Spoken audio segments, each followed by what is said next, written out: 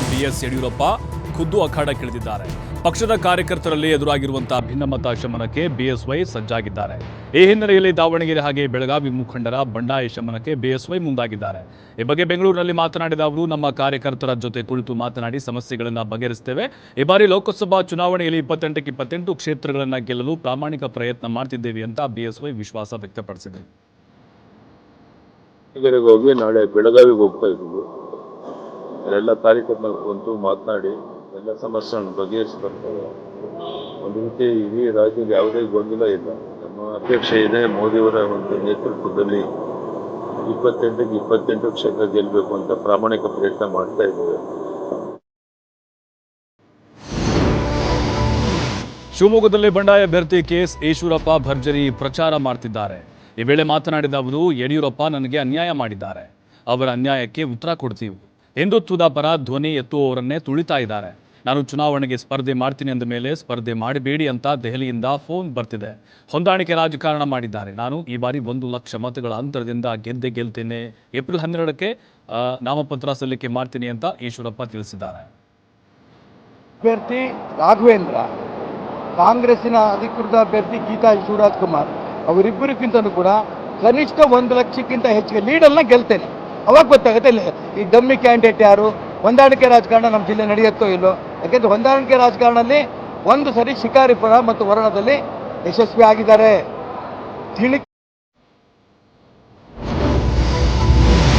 ಲೋಕಸಭಾ ಚುನಾವಣೆ ನಂತರ ಕಾಂಗ್ರೆಸ್ ಸರ್ಕಾರ ಅಸ್ಥಿರಗೊಳ್ಳಲಿದೆ ಎಂಬ ವದಂತಿಗಳಿಗೆ ಬಿಜೆಪಿ ರಾಜ್ಯ ಚುನಾವಣಾ ಉಸ್ತುವಾರಿ ರಾಧಾ ಮೋಹನ್ ದಾಸ್ ತೆರೆ ಎಳೆದಿದ್ದಾರೆ. ಹಾಸನದಲ್ಲಿ ಮಾತನಾಡಿದ ಅವರು, ಬಿಜೆಪಿ ಯಾವತ್ತೂ ಕುಖ್ಯಾತ ಸರ್ಕಾರವನ್ನು ಅಸ್ಥಿರಗೊಳಿಸಲ್ಲ. ಕಾಂಗ್ರೆಸ್ ಪಕ್ಷದಲ್ಲೇ ಆಂತರಿಕ ಕಚ್ಚಾಟಗಳು ಬಹಳಷ್ಟಿವೆ. ಬಿಜೆಪಿಗಿಂತ ಅವರ ಪಕ್ಷದಲ್ಲೇ 2 ಗುಂಪುಗಳ ನಡುವೆ ವೈರತ್ವ ಇದೆ. ಸಿದ್ದರಾಮಯ್ಯ, ಡಿಕೆ ಶಿವಕುಮಾರ್ ದುಶ್ಮನ್ನಿಂದಲೇ ಅವರ ಸರ್ಕಾರ ಬೀಳಲಿದೆ. ಇವರಿಬ್ಬರು ಚುನಾವಣೆ ನಂತರ ಏನೇನು ಸೀನ್ ಕ್ರಿಯೇಟ್ ಮಾಡ್ತಾರೋ ನೋಡಿ. ಸಾಯ್ತಾ ಇರೋರನ್ನ ಸಾಯಿಸುವಂತ ಅಗತ್ಯ ಇಲ್ಲ ಎಂದು ಸರ್ಕಾರವನ್ನ ರಾಧಾ ಮೋಹನ್ ದಾಸ್ ಲೇವಡಿ ಮಾಡಿದ್ದಾರೆ.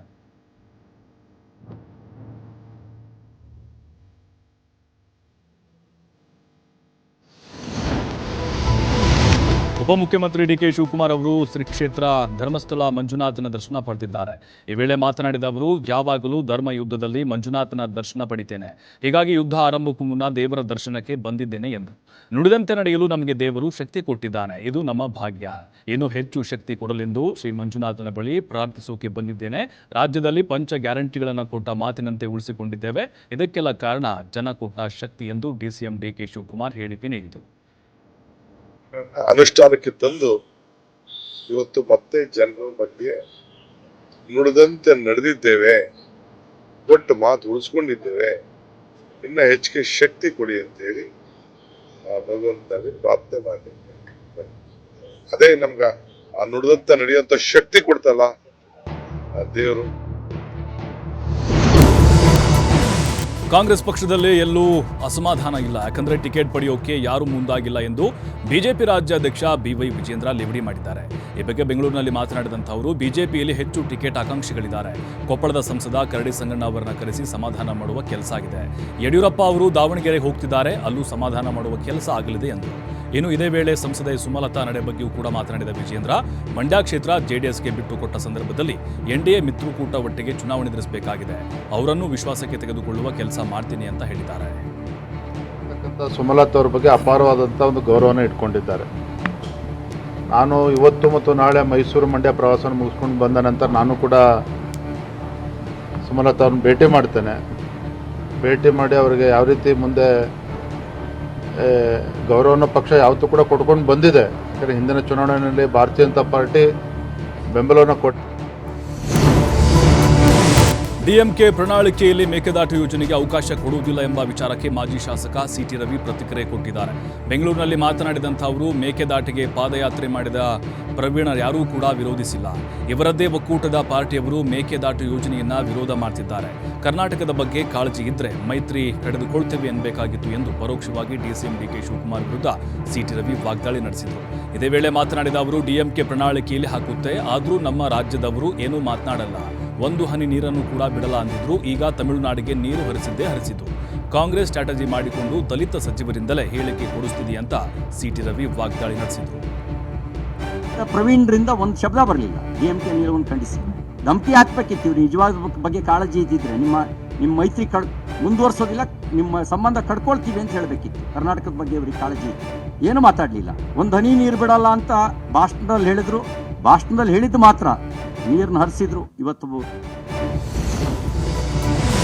ಹಸಿರಾಗಿದ್ದ ಮಂಡ್ಯ ಜಿಲ್ಲೆಯನ್ನ ಕೃಷಿ ಸಚಿವ ಚಲುವರಾಯಸ್ವಾಮಿ ಸಂಪೂರ್ಣವಾಗಿ ಒಣಗಿಸಿದ್ದಾರೆ.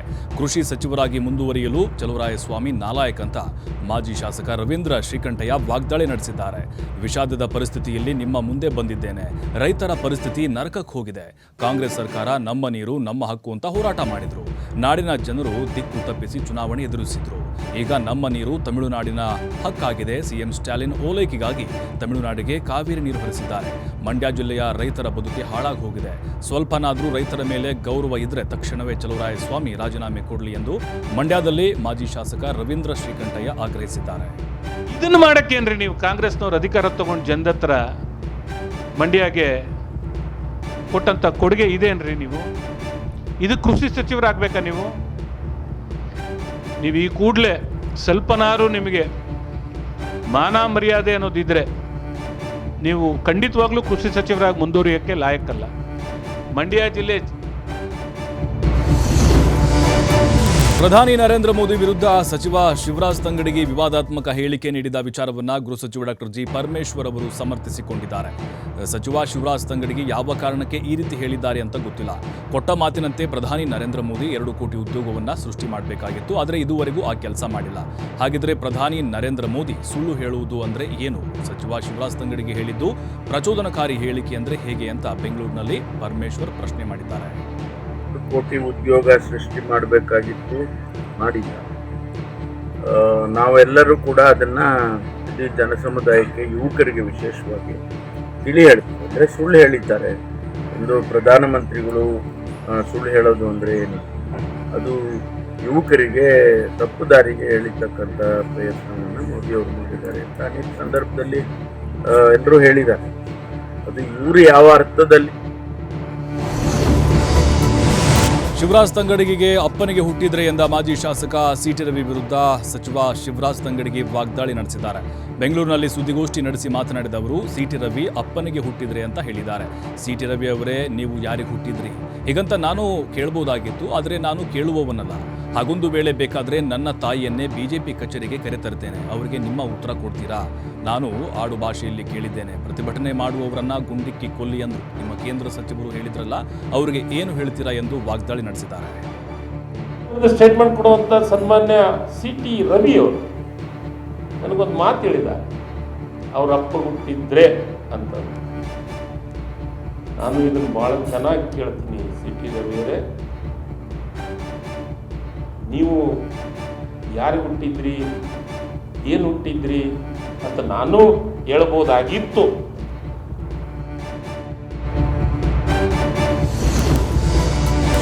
ಉತ್ತರ ಕರ್ನಾಟಕದಲ್ಲಿ ಮಾಜಿ ಸಿಎಂ ಬಸವರಾಜ ಬೊಮ್ಮಾಯಿ ಮತ ಪ್ರಚಾರಕ್ಕೆ ಅದ್ದೂರಿ ಸಿದ್ಧತೆ ನಡೆದಿದ್ದು, ನಮ್ಮ ಕ್ಷೇತ್ರದಲ್ಲಿ ಪ್ರಚಾರಕ್ಕೆ ಮಾಜಿ ಸಿಎಂ ಯಡಿಯೂರಪ್ಪ ಹಾಗೆ ಬಿಜೆಪಿ ರಾಜ್ಯಾಧ್ಯಕ್ಷ ವಿಜೇಂದ್ರ ಬರ್ತಾರೆ. ರಾಷ್ಟ್ರೀಯ ನಾಯಕರ ಜೊತೆ ಸೆಲೆಬ್ರಿಟಿಗಳು ಕೂಡ ಪ್ರಚಾರಕ್ಕೆ ಆಗಮಿಸುತ್ತಾರೆ ಅಂತ ಮಾಜಿ ಸಿಎಂ ಬಸವರಾಜ ಬೊಮ್ಮಾಯಿ ಹೇಳಿಕೆ ನೀಡಿದ್ದಾರೆ.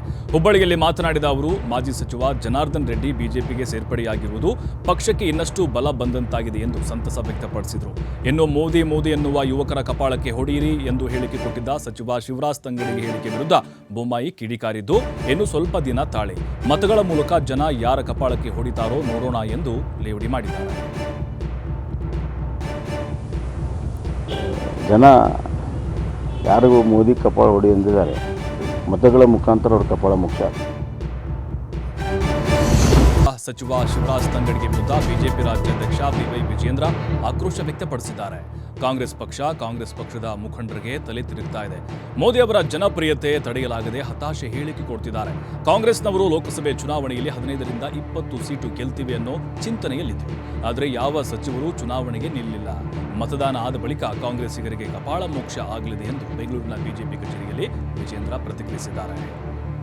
ಪಕ್ಷಕ್ಕೆ ಎಂಥ ಹೀನಾಯ ಪರಿಸ್ಥಿತಿ ಬಂದಿದೆ ಅಂತ ಹೇಳಿದ್ರೆ, ಯಾವುದೇ ಒಬ್ಬ ಸಚಿವ ಚುನಾವಣೆ ನಿಲ್ಲೋದಕ್ಕೆ ತಯಾರಾಗಲಿಲ್ಲ. ಲೋಕಸಭಾ ಚುನಾವಣೆಯಲ್ಲಿ ಪಾಪ ಮಾನ್ಯ ಮುಖ್ಯಮಂತ್ರಿಗಳು ಅರ್ಧ ಡಜನ್ ಮಂತ್ರಿಗಳನ್ನಾದರೂ ಲೋಕಸಭಾ ಚುನಾವಣೆ ನಿಲ್ಲಿಸಬೇಕು ಅಂತೇಳಿ ಹರಸಾಹಸ ಮಾಡಿದ್ರೂ ಸಹ ಮೋದಿಜಿಯವರು ಅವರ ಒಂದು ಜನಪ್ರಿಯತೆನ ಮೋದಿ ಎನ್ನುವವರಿಗೆ ಕಪಾಳಕ್ಕೆ ಹೊಡಿಬೇಕು ಎಂಬ ಸಚಿವ ಶಿವರಾಜ್ ತಂಗಡಿಗೆ ಹೇಳಿಕೆ ವಿರುದ್ಧ ಬಿಜೆಪಿ ಹಿರಿಯ ಸಂಸದ ರಮೇಶ್ ಜಿಗಜಿಣಗಿ ಏಕವಚನದಲ್ಲಿಯೇ ವಾಗ್ದಾಳಿ ನಡೆಸಿದ್ದಾರೆ. ಕಾಂಗ್ರೆಸ್ನವರು ಘೋಷಣೆ ಕೂಗುವಾಗ ಯಾರ್ಯಾರ ಮುಖಕ್ಕೆ ಹೊಡೀರಿ ಅಂತ ಹೇಳಬೇಕು. ಶಿವರಾಜ್ ತಂಗಡಿಗೆ ಮನುಷ್ಯತ್ವ ಇಲ್ಲ, ಅವರು ಮನುಷ್ಯನೇ ಅಲ್ಲ, ಮನುಷ್ಯ ಅಂತ ಹೇಳಿಕೊಳ್ಳಿಕ್ಕೆ ಲಾಯಕ್ಕಿಲ್ಲ ಎಂದು ಜಿಗಜಿಣಿಗೆ ಆಕ್ರೋಶ ವ್ಯಕ್ತಪಡಿಸಿದ್ದಾರೆ. ತಂಗಡಿಗೆ ಜವಾಬ್ದಾರಿಯುತವಾಗಿದ್ದರೆ ಸಚಿವ ಸ್ಥಾನಕ್ಕೆ ರಾಜೀನಾಮೆ ಕೊಡಬೇಕು. ವಿಜಯಪುರದಲ್ಲಿ ಬಿಜೆಪಿ ಹಿರಿಯ ಸಂಸದ ಜಿಗಜಿಣಿಗೆ ಆಗ್ರಹಿಸಿದ್ದಾರೆ. ಈ ಮೋದಿ ಅಂಥೇಳಿ ಎಲ್ಲೆಲ್ಲಿ ಕಾಂಗ್ರೆಸ್ ಮೀಟಿಂಗ್ ನಡೀತದಲ್ಲ ಅಲ್ಲಿ ಕೂಗ್ತಾರೆ ಅವರು, ಅದು ಅವ್ರ ಹಕ್ಕ. ಅವ್ರಿಗೆ ಹೋಗಿ ಹೊಡೀರಿ ಅಂತ ಹೇಳ್ತಾನೆ. ಅವ ಮನುಷ್ಯನೋ ಏನು ದನನೋ? ಅಂದ್ರೆ ಏನು, ಇವು ಕಾಂಗ್ರೆಸ್ನವ್ರಿಗೆ ಯಾರ್ಯಾರ ಕೂಗಾಕ್ದಾಗ ಹೋಗಿ ಹೊಡಿ ಅಂತ ಹೇಳ್ಬೇಕಾ ಯಾರಿಗಾರ? ಅವ ಮನುಷ್ಯನೇ ಅಲ್ಲ ಅವ. ಅವ್ರು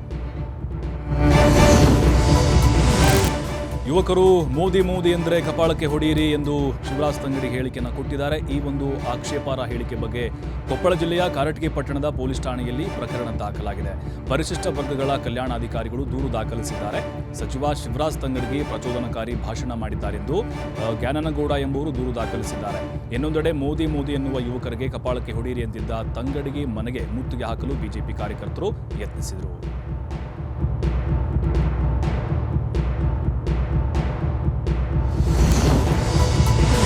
ತುಮಕೂರು ಜಿಲ್ಲೆಯ ಭೌಗೋಳಿಕ ಚಿತ್ರಣವನ್ನು ಅರಿತಿದ್ದೇನೆ. ಜಿಲ್ಲೆಯಲ್ಲಿರುವಂತಹ ಜ್ವಲಂತ ಸಮಸ್ಯೆಗಳ ಬಗ್ಗೆ ಸಂಪೂರ್ಣ ಅರಿವಿದೆ ಎಂದು ತುಮಕೂರಿನಲ್ಲಿ ಕಾಂಗ್ರೆಸ್ ಅಭ್ಯರ್ಥಿ ಮುದ್ದಹನುಮೇಗೌಡ ಹೇಳಿಕೆ ಕೊಟ್ಟಿದ್ದಾರೆ. ಮಹದಾಯಿ ಮೇಕೆದಾಟು ಎರಡೂ ವಿಚಾರದಲ್ಲಿ ಲೋಕಸಭೆಯಲ್ಲಿ ಚರ್ಚೆ ಮಾಡಬಲ್ಲೆ ಎಂದು ಮುದ್ದಹನುಮೇಗೌಡರು ಪರೋಕ್ಷವಾಗಿ ಬಿಜೆಪಿ ಅಭ್ಯರ್ಥಿ ಸೋಮಣ್ಣಗೆ ಟಾಂಗ್ ಕೊಟ್ಟಿದ್ದಾರೆ. ಇದೇ ವೇಳೆ ಮಾತನಾಡಿದ ಮುದ್ದಹನುಮೇಗೌಡ, ಭದ್ರಾ ಮೇಲ್ದಂಡೆ ಯೋಜನೆಗೆ ಕೇಂದ್ರ 5,000 ಕೋಟಿ ಬಿಡುಗಡೆ ಮಾಡುವುದಾಗಿ ಹೇಳಿತ್ತು, ಆದರೆ ಇಲ್ಲಿವರೆಗೂ ಬಿಡಿಗಾಸು ಬಿಡುಗಡೆಯಾಗಿಲ್ಲ ಅಂತ ಕಾಂಗ್ರೆಸ್ ಅಭ್ಯರ್ಥಿ ಆಕ್ರೋಶ ವ್ಯಕ್ತಪಡಿಸಿದರು. ಅಪ್ಪರ್ ಭದ್ರಾಕ್ಕೆ 5,000 ಕೋಟಿ ರೂಪಾಯಿ ಅನೌನ್ಸ್ ಮಾಡಿ 5,000 ಕೋಟಿ ರೂಪಾಯಿ ಅನೌನ್ಸ್ ಮಾಡಿದ್ರೆ ಇದುವರೆಗೂ ಕೂಡ ಒಂದು ಕೇಂದ್ರ ಸರ್ಕಾರದ ಯೋಜನೆ ಅಂತ ಕೈಗೊಳ್ತೀವಿ ನಾವು ಸೆಂಟ್ರಲ್, ಆದ್ರೆ ಇದುವರೆಗೂ ಕೂಡ ಒಂದು ಧ್ವನಿನೂ ಕೂಡ ಕೇಂದ್ರದಲ್ಲಿ ಮಂಡನೆ ಆಗಲಿಲ್ಲ. ಇದ್ರ ಬಗ್ಗೆ ಕೇಳಬೇಕಾಗಿತ್ತು. ಯಾಕೆ ನೀವು 5,000 ಕೋಟಿ ರೂಪಾಯಿನ ನೀವು ಅನೌನ್ಸ್ ಮಾಡ್ರಿ, ಇದುವರೆಗೂ ಒಂದು ಬಿಡಿಗಾಸು ಬಿಡುಗಡೆ ಆಗಲಿಲ್ಲ ಅಂತ ಹೇಳ್ತು ನಮ್ಮ ವಚನ ಭ್ರಷ್ಟರು, ವಚನ ಪರಿಪಾಲಕ ರಾಮನ ಹೆಸರನ್ನ ಬಳಸಬಾರದು. ಚುನಾವಣೆಗೋಸ್ಕರ ಶ್ರೀರಾಮನ ಹೆಸರನ್ನ ಬಳಸುವುದು ರಾಮನಿಗೆ ಮಾಡುವ ಮಹಾ ಅವಮಾನ ಅಂತ ಸಚಿವ ಪ್ರಿಯಾಂಕ್ ಖರ್ಗೆ ಟ್ವೀಟ್ ಮೂಲಕ ಕೇಂದ್ರ ಸರ್ಕಾರವನ್ನು ಟೀಕಿಸಿದ್ದಾರೆ. ಕೇಂದ್ರದಲ್ಲಿ ಬಿಜೆಪಿ 10 ವರ್ಷಗಳ ಆಡಳಿತದ ನಂತರವೂ ಅಚ್ಚೇ ದಿನಗಳು ಬರಲೇ ಇಲ್ಲ, ಬೆಲೆ ಏರಿಕೆ ಪರಿಹಾರ ಸಿಗಲಿಲ್ಲ ಅಂತ ಪ್ರಿಯಾಂಕ್ ಖರ್ಗೆ ಟೀಕಿಸಿದ್ದಾರೆ. ಅಷ್ಟೇ ಅಲ್ಲದೆ ಸ್ವಿಸ್ ಬ್ಯಾಂಕ್ ಮಾಹಿತಿ ತರುತ್ತೇವೆ ಎಂದವರ ಬಗ್ಗೆ ಎಸ್ಬಿಐ ಮಾಹಿತಿಯನ್ನು ಮುಚ್ಚಿಡ್ತಿದ್ದಾರೆ ಅಂತ ವ್ಯಂಗ್ಯವಾಡಿದ್ದಲ್ಲದೆ ರಾಮನ ಹೆಸರನ್ನ ಚುನಾವಣೆಗೆ ಬಳಸುವುದು ರಾಮನಿಗೆ ಮಾಡುವ ಮಹಾ ಅವಮಾನ ಅಂತ ಕೇಂದ್ರ ಬಿಜೆಪಿ ಸರ್ಕಾರದ ವಿರುದ್ಧ ಪ್ರಿಯಾಂಕ್ ಖರ್ಗೆ ಟ್ವೀಟ್ ಮೂಲಕ ಹರಿಹಾಯ್ದಿದ್ದಾರೆ.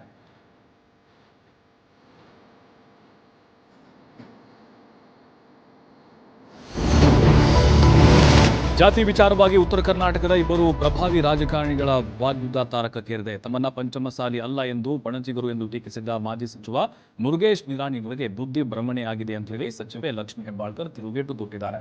ನನ್ನ ಮೈಯಲ್ಲಿ ಹರಿತಾ ಇರುವುದು ರಾಣಿ ಚೆನ್ನಮ್ಮನ ರಕ್ತ ಎಂದು ಹೇಳುವ ಮೂಲಕ ಸಚಿವೆ ಲಕ್ಷ್ಮೀ ಹೆಬ್ಬಾಳ್ಕರ್ ಮಾಜಿ ಸಚಿವ ಮುರುಗೇಶ್ ನಿರಾಣಿಗೆ ತಿರುಗೇಟು ಕೊಟ್ಟಿದ್ದಾರೆ.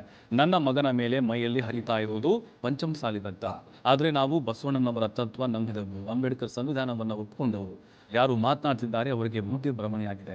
ಪಂಚಮಸಾಲಿ ಮೀಸಲಾತಿ ಹೋರಾಟದಲ್ಲಿ ನಾನು ನನ್ನ ಮಗ ಮುಂಚೂಣಿಯಲ್ಲಿ ನಿಂತು ಹೋರಾಟವನ್ನು ಮಾಡಿದ್ದೇನೆ. ಬಹುಶಃ ನಿರಾಣಿ ಅಣ್ಣನವರು ಎಲ್ಲೋ ಒಂದು ಕಡೆ ನಿರಾಶೆಗೊಂಡಿದ್ದಾರೆ ಅಂತ ಮುರುಗೇಶ್ ನಿರಾಣಿ ವಿರುದ್ಧ ಹೆಬ್ಬಾಳ್ಕರ್ ಕಿಡಿಕಾರಿದ್ದಾರೆ.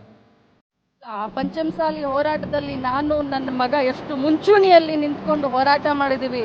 2A ಮೀಸಲಾತಿಗೆ ನನ್ನ ತಮ್ಮ ಸಂಪೂರ್ಣ ಕುಟುಂಬ ನಿಂತ್ಕೊಂಡು ನಾವು ಆ ಒಂದು 2A ಮೀಸಲಾತಿಗೆ ಹೋರಾಟವನ್ನು ಮಾಡಿದ್ದೀವಿ. ಬಹುಶಃ ಸಂಸದ ರಾಘವೇಂದ್ರ ಅವರು ಶಿವಮೊಗ್ಗ ಕ್ಷೇತ್ರದ ಯಾವುದೇ ಅಭಿವೃದ್ಧಿ ಮಾಡಿಲ್ಲ. ಇನ್ನು ಜಿಲ್ಲೆಯಲ್ಲಿ ಏನಾದರೂ ಅಭಿವೃದ್ಧಿ ಆಗಿದ್ರೆ ಅದು ರಾಜ್ಯ ಕಾಂಗ್ರೆಸ್ ಸರ್ಕಾರದಿಂದ ಅಂತ ಶಿಕ್ಷಣ ಸಚಿವ ಮಧು ಬಂಗಾರಪ್ಪ ಹೇಳಿಕೆಯನ್ನು ಕೊಟ್ಟಿದ್ದಾರೆ. ಇಲ್ಲಿ ಡೋಂಗಿ ಮಾತುಗಳಿಗೆ ಯಾರೂ ಮಣೆ ಹಾಕ್ತಿಲ್ಲ. ಭಾವನಾತ್ಮಕವಾಗಿ ಚುನಾವಣೆಗೆ ಹತ್ತಿರವಾಗಬೇಕು. ಈಶ್ವರಪ್ಪ ಅವರು ಬಹಳ ವಿಚಾರ ಹಗುರವಾಗಿ ಮಾತನಾಡಿದ್ದಾರೆ. ನಮ್ಮ ಪಕ್ಷಕ್ಕೆ ಈಶ್ವರಪ್ಪ ಅವರ ಅವಶ್ಯಕತೆ ಇಲ್ಲ. ಬಿಜೆಪಿ ಹಣೆ ಬರಹ ಏನೆಂದು ಜನ ತೋರಿಸಿಕೊಟ್ಟಿದ್ದಾರೆ. ಈಶ್ವರಪ್ಪ ಅವರ ಮಗನಿಗೆ ಟಿಕೆಟ್ ಸಿಕ್ಕಿಲ್ಲ ಅಂತ ಅಸಮಾಧಾನಗೊಂಡಿದ್ದಾರೆ. ಬಿಜೆಪಿಯವರು ತಮ್ಮ ಸಮಸ್ಯೆ ಬಿಟ್ಟು ನಮ್ಮ ಅಭ್ಯರ್ಥಿ ಬಗ್ಗೆ ಮಾತನಾಡಬಾರದು. ಈಶ್ವರಪ್ಪ ಹಿರಿಯ ನಾಯಕರು, ಅದು ಅವರಿಗೆ ಶೋಭೆ ತರಲ್ಲ ಅಂತ ಶಿವಮೊಗ್ಗದಲ್ಲಿ ಮಧು ಬಂಗಾರಪ್ಪ ವಾಗ್ದಾಳಿ ನಡೆಸಿದ್ದಾರೆ. ಜನರಿಗೆ ಮತ ಕೇಳೋದು ಒಂದು ಬಿಟ್ಟರೆ ಬೇರೆಯವ್ರಿಗೆ ಬೈದು ಮತ ಕೇಳ್ತಕ್ಕಂಥ ಪರಿಸ್ಥಿತಿ ಇಲ್ಲ, ನಮಗೆ ಅವಶ್ಯಕತೆಯೂ ಇಲ್ಲ. ಅದಕ್ಕೆ ಈಶ್ವರಪ್ಪ ಅವರಿಗೆ ನಾನು ಮನವಿನ ಮಾಡಲಿಕ್ಕೆ ಇಷ್ಟಪಡ್ತಿದ್ದೆ. ಅವರು ಕೂಡ ಒಂದು ಏಜ್ಡ್ ಆಗಿದ್ದಾರೆ. ಅವ್ರ ಮಕ್ಕಳಿಗೆ ಸಿಕ್ಕಿಲ್ಲ ಅಂತ ಹತಾಶೆ ಆಗಿ ಇಡೀ ರಾಜ್ಯನ ಹೋಗಿ ಟಾಮ್ ಮಾಡೋದು, ಮಾತಿದ್ರೆ ಈ ಪಕ್ಷನ ಹೇಳೋದು, ನಿಮ್ದೇನಿದೆ ಹೊಲಸು ನಿಮ್ಮ ಮನೆಯಲ್ಲಿ ನಿಮ್ಮ BJPಯಲ್ಲಿ ಅದನ್ನು ತಗೊಳ್ಳಿ. ಬೆಂಕಿಯ ಕೆನ್ನಾಲಿಗೆಗೆ ರಸ್ತೆ ಪಕ್ಕದಲ್ಲಿ ನಿಂತಿದ್ದ ಆಂಬ್ಯುಲೆನ್ಸ್ ಸುಟ್ಟು ಭಸ್ಮವಾಗಿರುವ ಘಟನೆ ಚಿಕ್ಕಮಗಳೂರಿನ ಜಕ್ಕಸಂದ್ರದಲ್ಲಿ ಸಂಭವಿಸಿದೆ. ಸ್ಕೈವಾಕ್ ಬಳಿ ಕಸಕ್ಕೆ ಬೆಂಕಿ ಹಚ್ಚಿದ್ದ ಹಿನ್ನೆಲೆಯಲ್ಲಿ ಆಂಬ್ಯುಲೆನ್ಸ್ಗೆ ಬೆಂಕಿ ತಗುಲಿ ಅದು ಭಸ್ಮವಾಗಿದೆ. ಘಟನಾ ಸ್ಥಳಕ್ಕೆ ಆಗಮಿಸಿದ ಅಗ್ನಿಶಾಮಕ ದಳ ಹರಸಾಹಸ ಪಟ್ಟು ಬೆಂಕಿ ನಂದಿಸುವಲ್ಲಿ ಯಶಸ್ವಿಯಾಗಿದೆ.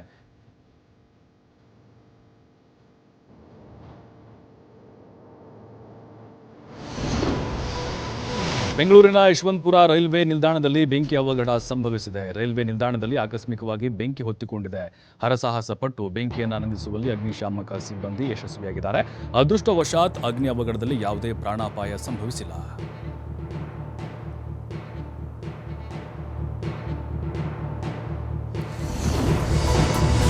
ಮಹಿಳೆ ಮೇಲೆ ಬಿಎಂಟಿಸಿ ಬಸ್ ಕಂಡಕ್ಟರ್ ಹಲ್ಲೆ ನಡೆಸಿ ಅಟ್ಟಹಾಸ ಮೆರೆದಿದ್ದಾನೆ. ಟಿಕೆಟ್ ವಿಚಾರವಾಗಿ ನಡೆದಂತಹ ವಾಗ್ವಾದದ ವೇಳೆ ಚಲಿಸುತ್ತಿದ್ದ ಬಸ್ನಲ್ಲಿಯೇ ಮಹಿಳೆಗೆ ಹೊಡೆದು ನಿರ್ವಾಹಕ ವಿಕೃತಿ ಮೆರೆದಿದ್ದಾನೆ. ಸಿದ್ದಾಪುರ ಪೊಲೀಸ್ ಠಾಣಾ ವ್ಯಾಪ್ತಿಯಲ್ಲಿ ನಡೆದಂತಹ ಘಟನೆಯ ದೃಶ್ಯ ಮೊಬೈಲ್ನಲ್ಲಿ ಸೆರೆಯಾಗಿದೆ. ಅಮಾನವೀಯವಾಗಿ ಹಲ್ಲೆ ನಡೆಸಿದ ಬಿಎಂಟಿಸಿ ಕಂಡಕ್ಟರ್ ವಿರುದ್ಧ IPS 354A ಅಡಿಯಲ್ಲಿ ಸಿದ್ದಾಪುರ ಪೊಲೀಸ್ ಠಾಣೆಯಲ್ಲಿ ಪ್ರಕರಣ ದಾಖಲಾಗಿದೆ.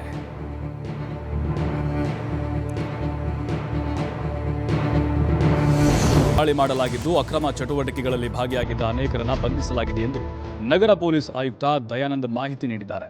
ಅಕ್ರಮ ಚಟುವಟಿಕೆ ನಡೆಸುತ್ತಿದ್ದ ಸ್ಪಾಗಳ ಮೇಲೆ ದಾಳಿ ಮಾಡಲಾಗಿದೆ. ಕಾರ್ಯಾಚರಣೆಯಲ್ಲಿ 118 ಮಹಿಳೆಯರನ್ನ ರಕ್ಷಣೆ ಮಾಡಲಾಗಿದೆ. 39 ಆರೋಪಿಗಳನ್ನು ಬಂಧಿಸಿ ವಿಚಾರಣೆ ನಡೆಸಲಾಗಿದೆ. ಆರೋಪಿಗಳ ವಿರುದ್ಧ ಪ್ರಕರಣ ದಾಖಲಿಸಿ ಕಾನೂನು ಕ್ರಮ ಕೈಗೊಳ್ಳಲಾಗುತ್ತದೆ ಎಂದು ನಗರ ಪೊಲೀಸ್ ಆಯುಕ್ತ ದಯಾನಂದ್ ಮಾಹಿತಿ ಕೊಟ್ಟಿದ್ದಾರೆ. ರಕ್ಷಿಸಲಾಗಿದೆ. ಅನೇಕ ಮಹಿಳೆಯರು ವಿದೇಶಿಯರು ಕೂಡ ಇದ್ದಾರೆ. ಇದರಲ್ಲಿ ಬಾಂಗ್ಲಾದೇಶಿಯರು, ಥೈಲ್ಯಾಂಡ್ನವರು ಆ ಥರದ್ದು ಕೂಡ ಇದ್ದಾರೆ. ಇದೇ ಬೇರೆ ಬೇರೆ ರಾಜ್ಯಗಳು ಕೂಡ ಇದ್ದಾರೆ. ಅನೇಕ ಸಂದರ್ಭಗಳು ಈಶಾನ್ಯ ಭಾಗದ ರಾಜ್ಯಗಳು ಇದ್ದಾರೆ, ಉತ್ತರ ಭಾಗದ ರಾಜ್ಯಗಳು ಕೂಡ ಇದ್ದಾರೆ. ನಮ್ಮ ರಾಜ್ಯದ ಮಹಿಳೆಯರು ಕೂಡ ಇದರಲ್ಲಿ ಈ ಒಂದು ವರ್ತುಲದಲ್ಲಿ ಇರ್ತಾರೆ. RCB ಪಂಜಾಬ್ ಪಂದ್ಯದ ವೇಳೆ ಚಿನ್ನಸ್ವಾಮಿ ಕ್ರೀಡಾಂಗಣದಲ್ಲಿ ಕ್ರೀಸ್ಗೆ ನುಗ್ಗಿ ವಿರಾಟ್ ಕೊಹ್ಲಿ ಕಾಲಿಗೆ ಬಿದ್ದಿದ್ದವನ ವಿರುದ್ಧ ಕಬ್ಬನ್ ಪಾರ್ಕ್ ಪೊಲೀಸ್ ಠಾಣೆಯಲ್ಲಿ FIR ದಾಖಲಾಗಿದೆ. ಬೆಂಗಳೂರಿನ ಚಿನ್ನಸ್ವಾಮಿ ಕ್ರೀಡಾಂಗಣದಲ್ಲಿ RCB ವರ್ಸಸ್ ಪಂಜಾಬ್ ಪಂದ್ಯ ನಡೀತಾ ಇದ್ದ ವೇಳೆ ರಾಯಚೂರು ಮೂಲದ ಕುರುಮಪ್ಪ ಅಲಿಯಾಸ್ ಚಿನ್ನ ಕುರುಮಪ್ಪ ಎಂಬಾತ ಕ್ರೀಸ್ಗೆ ನುಗ್ಗಿ ವಿರಾಟ್ ಕೊಹ್ಲಿ ಕಾಲಿಗೆ ಬಿದ್ದಿದ್ದ. ಏಕಾಏಕಿ ಕ್ರೀಡಾಂಗಣಕ್ಕೆ ನುಗ್ಗಿದ ಕುರುಮಪ್ಪನನ್ನ ಪೊಲೀಸರು ವಶಕ್ಕೆ ಪಡೆದಿದ್ದು ವಿಚಾರಣೆ ನಡೆಸಿದ್ದಾರೆ.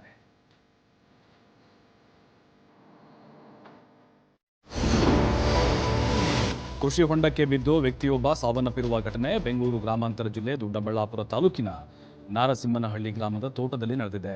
ಉಜ್ಜನಿ ಹೊಸಹಳ್ಳಿ ಗ್ರಾಮದ ಸುನಿಲ್ ಎಂಬಾತ ಹೋಳಿ ಹಬ್ಬ ಆಚರಿಸಿ ಹೊಂಡದಲ್ಲಿ ಕಾಲು ಜಾರಿ ಬಿದ್ದು ಸಾವನ್ನಪ್ಪಿರುವ ಶಂಕೆ ವ್ಯಕ್ತವಾಗಿದೆ. ಕಳೆದ 2 ತಿಂಗಳ ಹಿಂದೆ ಸುನಿಲ್ ಕೆಲಸಕ್ಕೆಂದು ಸೇರಿದ್ದ ತೋಟದಲ್ಲೇ ವಾಸವಿದ್ದ ಬಿಹಾರ ಮೂಲದ ಕಾರ್ಮಿಕರ ಜೊತೆ ಸುನಿಲ್ ಹೋಳಿ ಆಚರಿಸಿದ್ದ. ಕಾರ್ಮಿಕರು ಕೃಷಿ ಹೊಂಡದ ಬಳಿ ಬಂದಾಗ ಸುನಿಲ್ ಮೃತದೇಹ ಪತ್ತೆಯಾಗಿದೆ. ಬಳಿಕ ಸ್ಥಳೀಯರು ಪೊಲೀಸರಿಗೆ ಮಾಹಿತಿ ನೀಡಿದ್ದಾರೆ. ದೊಡ್ಡಬಳ್ಳಾಪುರ ಗ್ರಾಮಾಂತರ ಪೊಲೀಸರು ಪ್ರಕರಣ ದಾಖಲಿಸಿಕೊಂಡು ತನಿಖೆ ಮುಂದುವರೆಸಿದ್ದಾರೆ.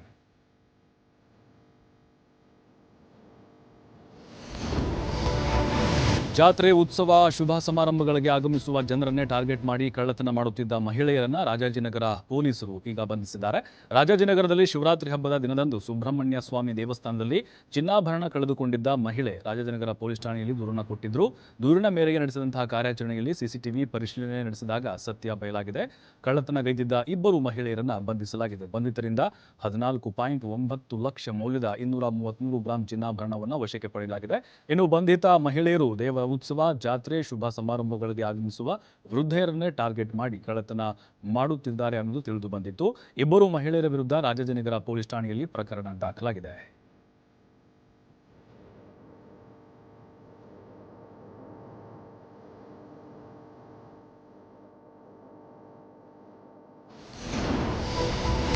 ಹೋಳಿ ಹಬ್ಬದ ಹಿನ್ನೆಲೆಯಲ್ಲಿ ಬಾಗಲಕೋಟೆ ಜಿಲ್ಲೆಯ ಹುನಗುಂದ ತಾಲೂಕಿನ ಅಮೀನಗಡ ಪಟ್ಟಣದಲ್ಲಿ ಜೀವಂತ ಹೆಣದ ಅಣಕು ಪ್ರದರ್ಶನದ ಮೆರವಣಿಗೆ ನಡೆಸಲಾಗಿದೆ.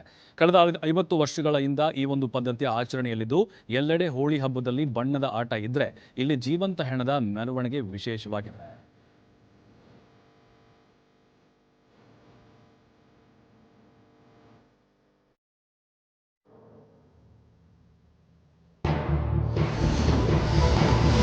ದೆಹಲಿಯ ಬಹುಕೋಟಿ ಅಬಕಾರಿ ನೀತಿ ಹಗರಣ ಪ್ರಕರಣದಲ್ಲಿ ಬಿಆರ್ಎಸ್ ಎಂಎಲ್ಸಿ ಕವಿತಾ ಅವರನ್ನ ರೋಸ್ ಅವೆನ್ಯೂ ನ್ಯಾಯಾಲಯವು ಏಪ್ರಿಲ್ 9ರವರೆಗೆ ನ್ಯಾಯಾಂಗ ಬಂಧನಕ್ಕೆ ಒಪ್ಪಿಸಿದೆ.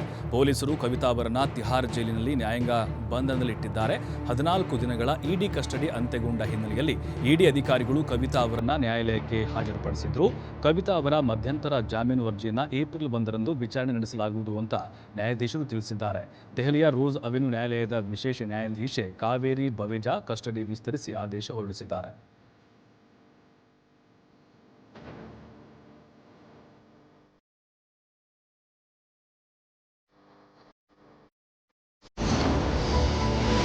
ಲೋಕಸಭಾ ಚುನಾವಣೆಯಲ್ಲಿ ಬಿಜೆಪಿ ಅಭ್ಯರ್ಥಿಯಾಗಿ ಸ್ಪರ್ಧಿಸಲಿರುವ ನಟಿ ಕಂಗನಾ ರಣಾವತ್ ವಿರುದ್ಧ ಸಾಮಾಜಿಕ ಜಾಲತಾಣದಲ್ಲಿ ವೈರಲ್ ಆಗಿರುವ ಆಕ್ಷೇಪಾರ್ಹ ಪೋಸ್ಟ್ಗೆ ರಾಷ್ಟ್ರೀಯ ಮಹಿಳಾ ಆಯೋಗ ತೀವ್ರವಾಗಿ ಗರಂ ಆಗಿದೆ. ಇದಕ್ಕೆ ಕಾರಣರಾದಂತಹ ಕಾಂಗ್ರೆಸ್ ನಾಯಕಿ ಸುಪ್ರಿಯಾ ಶ್ರೀನೇಟ್ ವಿರುದ್ಧ ಕ್ರಮ ಕೈಗೊಳ್ಳುವಂತೆ ಚುನಾವಣಾ ಆಯೋಗಕ್ಕೆ ಮನವಿ ಮಾಡಿದೆ. ಆದರೆ ಸುಪ್ರಿಯಾ ತಮ್ಮ ಸೋಷಿಯಲ್ ಮೀಡಿಯಾ ಖಾತೆಯಿಂದ ಬೇರೆ ಯಾರು ಪೋಸ್ಟ್ ಹಾಕಿದ್ದಾರೆ, ಈಗಾಗಲೇ ಆ ಪೋಸ್ಟ್ ಅನ್ನು ಡಿಲೀಟ್ ಮಾಡಲಾಗಿದೆ ಎಂದಿದ್ದಾರೆ.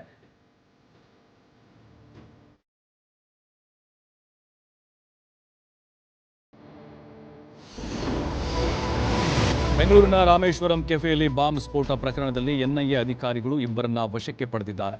ಬಾಂಬ್ ಸ್ಫೋಟಕ್ಕೆ ಸಂಬಂಧಿಸಿದ ಶಂಕಿತ ಉಗ್ರರ ನಿರಂತರ ಸಂಪರ್ಕದಲ್ಲಿದ್ದ ಕಾರಣ ಮಾಜಾವೀರ್ ಮತ್ತು ಅಬ್ದುಲ್ ಮತೀನ್ ಎಂಬಾತನನ್ನ ಎನ್ಐಎ ಅಧಿಕಾರಿಗಳು ಇದೀಗ ವಶಕ್ಕೆ ಪಡೆದಿದ್ದಾರೆ. ಇನ್ನು ಟೆಕ್ನಿಕಲ್ ಎವಿಡೆನ್ಸ್ನಲ್ಲಿ ಈ ಇಬ್ಬರು ಸ್ಲೀಪರ್ ಸೆಲ್ ಆಗಿ ಕಾರ್ಯನಿರ್ವಹಿಸಿದರೆಂಬ ಶಂಕೆ ವ್ಯಕ್ತವಾಗಿರುವ ಹಿನ್ನೆಲೆ ಎನ್ಐಎ ಅಧಿಕಾರಿಗಳು ವಿಚಾರಣೆಯನ್ನು ತೀವ್ರಗೊಳಿಸಿದ್ದಾರೆ.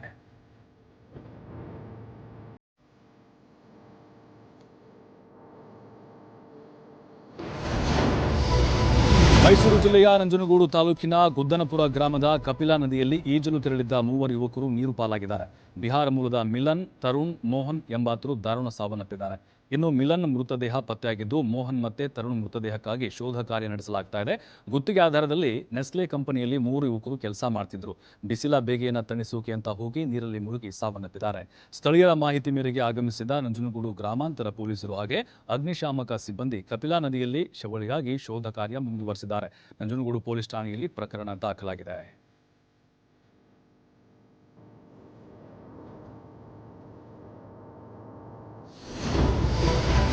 ಜನರ ನಾಡಿಮಿಡಿತ ತಿಳಿಯಲು ಇನ್ನೂ ಟೈಮ್ ತೆಗೆದುಕೊಳ್ಳುತ್ತೆ. ಈ ಬಾರಿ ಗೆಲ್ಲಲು ವಾತಾವರಣ ಅನುಕೂಲಕರ ಇದೆ.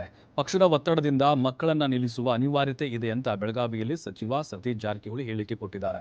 ಬಿಜೆಪಿಯವರೇ ಗೋ ಬ್ಯಾಕ್ ಅಂತಿದ್ದಾರೆ. ಅಷ್ಟರಲ್ಲಿ ನಾವು ಚುನಾವಣೆ ಮುಗಿಸ್ತೇವೆ. ಶೆಟ್ಟರ್ ಅವರು ಪಕ್ಷಕ್ಕೆ ಬಂದಾಗ ಗೌರವದಿಂದ ನೋಡಿಕೊಂಡಿದ್ದೇವೆ. ಜಗದೀಶ್ ಶೆಟ್ಟರ್ ಅವರದ್ದು ಸ್ವತಂತ್ರ ನಿರ್ಧಾರ, ಮೋಸ ಮಾಡಿದ್ದು ಅನ್ನೋಕೆ ಆಗುವುದಿಲ್ಲ ಎಂದು ಸಚಿವ ಸತೀಶ್ ಜಾರಕಿಹೊಳಿ ಅಭಿಪ್ರಾಯ ವ್ಯಕ್ತಪಡಿಸಿದ್ದಾರೆ. ಈಗ ಆ ವಿಷಯ ಉದ್ಭವ ಆಗೋಲ್ಲ. ಒನ್ಲಿ ಸೀಟ್ ಗೆಲ್ಲೋದು ಅಷ್ಟೇ ನಮ್ಮ ಮುಖ್ಯ ಉದ್ದೇಶ. ಮುಖ್ಯಮಂತ್ರಿ ಯಾರಾಗ್ತಾರೆ ಬಿಡ್ತಾರೆ ಅದು ಮುಂದಿನ ಭವಿಷ್ಯತ್ತಿನಲ್ಲಿ MLAಗಳು ಆಯ್ಕೆ ಮಾಡಿದೆ, ಅದು ವಿಷಯ ಬೇರೆ. ಅದಕ್ಕೂ ಸಂಬಂಧ ಇಲ್ಲ.